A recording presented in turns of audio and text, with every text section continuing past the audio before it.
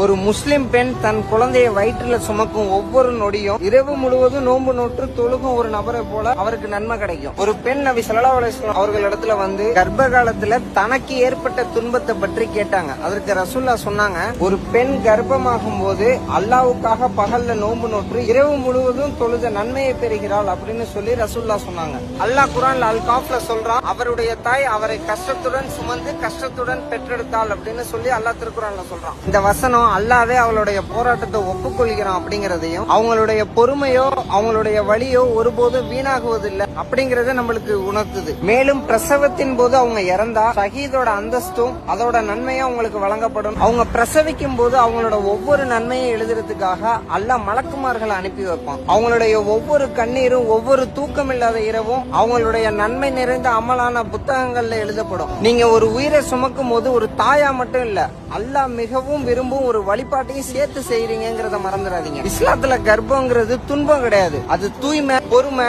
அப்புறம்